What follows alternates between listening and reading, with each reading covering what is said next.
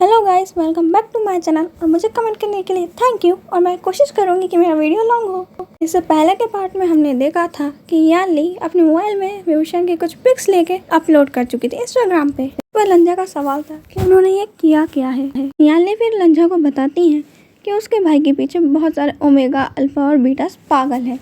वह लैंग्वेज को समझ नहीं आता है अल्फा, ओमेगा और बीटा ये लोगों के नाम है या क्या चीज़ बताना चाह रही है यानली बोलती है कि मैं तुम्हें एक वीडियो दिखाती हूँ, उसके बाद तुम्हें सब समझ में आ जाएगा। वो ऐसा कहते ही अपने मोबाइल में एक वीडियो प्ले कर देती हैं। वीडियो उस टाइम का था जब यानली और विभूषण पहली बार कॉलेज में एंटर कर रहे थे और यानली ऐसे ही फन के लिए व्लॉगिंग कर रही थी। विभूषण को देखते ही सभी ओमेगा, अल्फा और बीटा चिल्लाने लगे थे कि वो कितना सुंदर है, हैंडसम है। मैं तो उसके पीछे पागल हो गई। ऐसी बातें पूरे क्राउड में फैल रही थी और विभूषण से उनकी तरफ एक स्माइल हंसता है तो वो सब उसके प्यार में पड़ जाती हैं।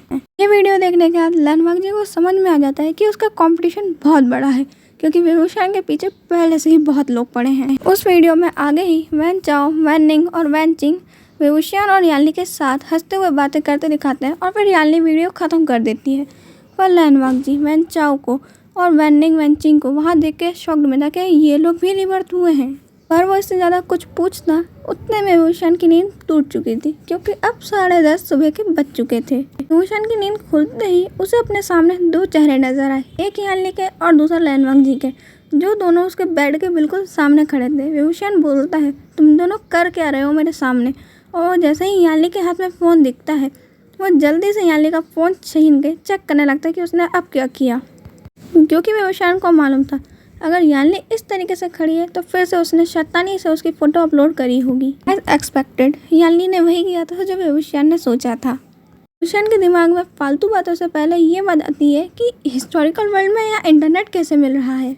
और विभूषण लैंडमार्क जी से पूछता है कि यहाँ पे तुमने क्या इंटरनेट कनेक्शन करवाया है या फिर यहाँ तुम्हारे मैजिक के कारण है। लैंडमार्क जी विभूषण के इस क्वेश्चन का कोई आंसर नहीं दे पाता। फिर विभूषण कहता है, खैर छोड़ो, उससे हमें क्या करना। लैन सिचन और जियांग चैंग वहीं पे आके बहुत टाइम से खड़े हुए थे पर उनमें से किसी भी पर्सन ने उन पे ध्यान देना ज़रूरी नहीं समझा। थोड़ी देर बाद जियांग यानली का कॉल रिंग करने लगता है और उसमें जियांग यानली ने मामी don't know that is getting hot song ringtone में रखा हुआ था। जैसे ही वो बजता है विभूषण बोलता है, कॉल उठाओ जल्दी से। वो देखता है कि उसकी मदर का वीडियो कॉल है। विभूषण और यानली बोलते हैं, गई भैंस पानी में। यानली सोच रही थी कि वो कॉल ना उठाए और कह देगी कि कॉल मिल ही नहीं रहा था, पर विभूषण कहता है, अगर ऐसा जो सोच रही हो अगर वो किया तो मदर घर पहुंचने के बाद हमें जिंदा नहीं छोड़ेगी, चुपचाप तुम कॉल उठा लो। यानली जैसे ही कॉल पिक करती है तो वो एक वीडियो कॉल था। मैडम यू उनको कॉल के सामने स्क्रीन पे देखते ही यानली पे चिल्लाने लगती है कि तुम दोनों हो कहाँ, 2 दिन से गायब हो, किसी को मैसेज नहीं कर रहे हो, किसी को बता नहीं रहे हो कहाँ, जल्दी बताओ। और वो विभूषण है कहाँ? विभूषण बोलता है, मदर मैं यही हूँ। और यानली से फ़ोन लेकर अपनी ओर करता है और बोलता है, मदर वो हम लोग प्रॉब्लम में हैं। मैडम यू बोलती है, अब कौन सी नई प्रॉब्लम में फंस गए तुम लोग? मैडम यू कहती है, मेरे को तो समझ नहीं आता तुम प्रॉब्लम को अपने साथ लेकर चलती हो या प्रॉब्लम खुद तुम्हारे साथ चलती है। जहाँ जाते हो प्रॉब्लम में फंस ही जाते हो। अब जल्दी बताओ क्या प्रॉब्लम है। विंग कहता है कि वो हम लोगों ने टाइम ट्रेवल कर लिया, शायद पैरेलल वर्ल्ड में आ गए। यहाँ पे कुछ कल्टीवेशन वर्ल्ड्स टाइप है। जैसे ही मैडम यू ये बातें सुनती है कि वो लोग कल्टीवेशन वर्ल्ड में हैं, वो कहती हैं, मेरे को अपने आसपास का व्यू दिखाओ। विभूषण बैक कैमरा ऑन करके उन्हें पूरा व्यू दिखाती है। उस व्यू में उन्हें 2 शॉकिंग फेस दिखते हैं, एक जियांग चैंग और दूसरा लैन सिचन। जियांग चैंग अपनी मदर की वॉइस सुन के शॉक्ड था और लैन सिचन मैडम यू को जिंदा देखकर उनकी बातें सुन के शॉक्ड था कि जो इंसान औरत आज तक वुइंग को कभी पसंद नहीं किया वो ऐसी बातें कैसे बोल सकती हैं कि तुम कहाँ थे, मुझे तुम्हारी चिंता हो रही है, और इतने प्यार से कैसे बात कर सकती हैं। और जैसे ही मैडम यू लैंडमार्क जी की ओर देखती है तो वो भी शॉक्ड में था कि मैडम यू के बारे में पूरा कल्टीवेशन वर्ल्ड जानता है कि वो विभूषण को बिल्कुल प्यार नहीं करती और कैसे उसे उसकी पहले की लाइफ में ट्रीट करी थी, पर ये तो उनसे बिल्कुल अलग है। पर मैडम यू उन्हें कुछ भी समझाने की ज़रूरत नहीं समझती। वो विभूषण से बोलती है, तुम चिंता मत करो, हम लोग कुछ भी करके तुम्हें वापस ले आएंगे और जितना जल्दी हो सके हम लोग वहाँ आ जाएंगे। और वो कहती हैं, ज़रा सामने की तरफ कैमरा करो जहाँ पे वो 3 पर्सन खड़े हैं। वो उस और कैमरा करते हैं तो मैडम यू एक हिस्टोरिकल चाइनीज़ लैंग्वेज में कुछ बोलती हैं जो विभूषण और याली को कुछ समझ नहीं आता। मैडम यूँ कहती हैं कि तुम लोग मेरे बच्चों से दूर रहना, ये मत समझना कि उन लोगों को अपनी पास्ट लाइफ याद नहीं है तो मैं सब कुछ भूल गई हूँ। मेरे को आज भी याद है कि मैं क्लैन लीडर मिस्टर जियांग की वाइफ हूँ और लैन वांगजी तुम मेरे बेटे से, और जियांग चैंग तुम भी दूर रहना, तुम्हारा और हमारा अब कोई रिश्ता नहीं है। ये बातें सुनकर सबको इतना तो कन्फर्म हो गया था कि मैडम यू को सब याद है और ये विभूषण ही है जिसका रीबर्थ है। ये उसके जैसा दिखने वाला कोई फेस की कहानी नहीं है। विभूषण बोलता है ये बड़ा अजीब हिस्टोरिकल वर्ल्ड है, यहाँ पे तो इंटरनेट कनेक्शन भी है, पता नहीं कैसे। मैडम यू बोलती हैं ये शायद पैरेलल वर्ल्ड के कारण है, कोई बात नहीं, हम लोग जल्दी से जल्दी वहाँ आने की कोशिश करेंगे।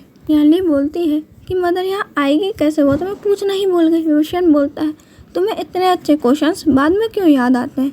याली बोलती है गगा ये क्वेश्चन आपके दिमाग में तो आया भी नहीं, कम से कम मैंने सोचा तो। विभूषण और याली इस बात पे झगड़ने ही वाले थे, पर वो लोग अपना चेहरा उन लोगों की ओर करते हैं तो देखते हैं कि वो तीनों के तीनों शॉक्ड में ऐसे खड़े थे कि अभी उन्हें कोई छू दे तो वो बर्फ़ की मूर्तियाँ गिर के टूट ही जाए। विभूषण बोलता है इनको क्या हुआ। याली बोलती है मुझे नहीं मालूम, शायद मदर की इन्होंने जो हिस्टोरिकल बात में बोली इन्हें सुन के थोड़ा सदमा लग गया हो। याली से पूछता है तुम्हें वो लैंग्वेज समझ आई। याली बोलती है समझ तो नहीं आई, लेकिन मैं इतना बता सकती हूँ मदर ने हमें हार्म करने से इन्हें मना किया होगा। विभूषण बोलता है सही कह रही हो। ऐसा कह के वो दोनों अपने हाथ से क्लैप करते हैं। याली बोलती है कि मुझे फ्रेश होना है। ब्रदर आपको भी फ्रेश नहीं होना क्या। विभूषण बोलता है मेरे को भी होना है। वो ऐसा सवाल पूछने के बाद लैन सिचन की ओर देखने लगते हैं क्योंकि बाकी सारी चीज़ें उन्होंने ही उन्हें बताई थी और उन्होंने ही अरेंज करवाई थी। लैन सिचन भी ये सुन के होश में आते हैं और बोलते हैं मास्टर वे मिस याली आप चिंता मत करिए, हम लोग हिस्टोरिकल क्लोथ्स और यहाँ पे बात के लिए वाटर भिजवा देते हैं। अभी कुछ टाइम बाद वो लोग भी फ्रेश होने के बाद बाहर आते हैं और याली वहाँ पे हिस्टोरिकल क्लोथ्स पहनने की कोशिश कर रही थी। उसने 1-2 लेयर पहन ली थी पर बाकियों में वो खुद ही उलझ गई थी।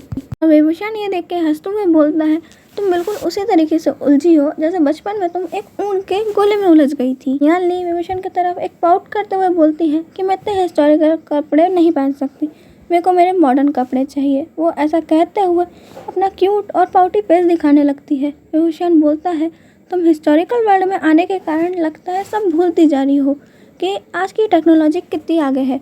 तुम एक स्क्रीन खोल के उसमें से खुद ही कपड़े अपने निकाल सकती थी और इसके लिए भी तुम पाउट कर रही हो। याली हंसते हुए अपने सर को खुजलाते हुए बोलती है सॉरी मैं तो भूल ही गई थी। विभूषण याली से बोलता है कोई बात नहीं, तुम मुझे बता दो, मैं अपनी गैलरी से निकाल देता हूँ। वो ऐसा बोलते हुए एक बड़ी सी स्क्रीन ऑन कर देता है और स्क्रीन में बहुत सारे ऑप्शंस आने लगते हैं क्लोथ्स के। याली एक स्कर्ट और एक लूज टी शर्ट चूज़ करती है और फिर विभूषण अपने लिए ब्लैक ट्राउजर्स और ऊपर से एक वाइट शर्ट जिसमें ब्लैक बनीज बने हुए थे वो निकालता है। याली और विभूषण को मॉडर्न कपड़े पहने बाहर आते थे वो लोग शॉक्ड थे और याली के इतने छोटे कपड़े जो उसके बिल्कुल लेग्स को रिवील कर रहे हैं और उसके कंधों से जो कपड़े गिरे हुए थे जो कि फैशन है उनको अपनी नज़र नीचे करने पे मजबूर कर दिया था। लैन क्लैन के सभी लोग अपनी नज़र नीचे करके खड़े हुए थे और अपनी नज़रें उठाने की हिम्मत नहीं कर पा रहे थे।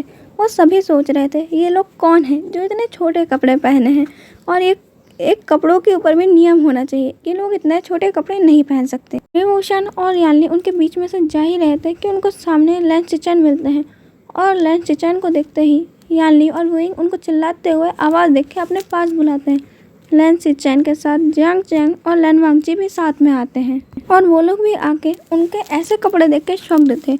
और जियांग चैंग का तो पहला सवाल ये था कि आप उनके पास तो कोई कपड़े लाए नहीं थे तो ये कपड़े उन्होंने क्यों पहने, उन्होंने तो कपड़े उनके लिए भिजवाए थे।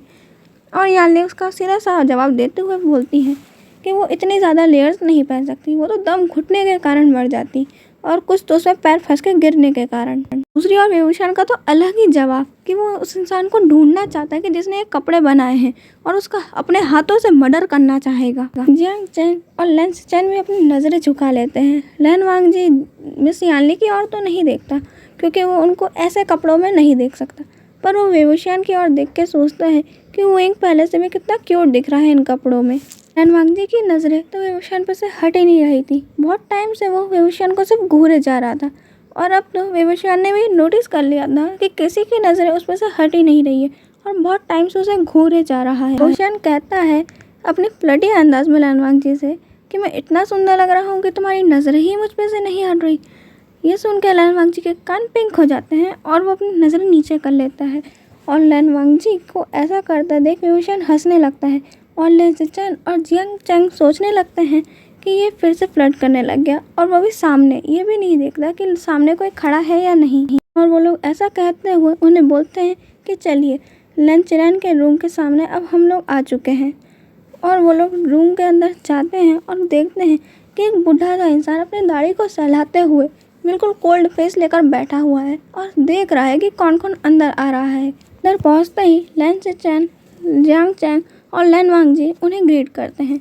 विभूषण और याली को उतना हिस्टोरिकल ग्रीट करना तो आता नहीं था, तो वो लोग अपने कहते हैं हाय अंकल और एक याली कहती है हे डूड। विभूषण और याली कुछ ज़्यादा ही महान थे, हाय अंकल और हे डूड बोल के एक लैन चिरैन को ग्रीट कर रहे हैं, जो इंसान पता नहीं क्या कर दे उनकी ये बातें सुनकर। Bye guys, that is enough for today, bye.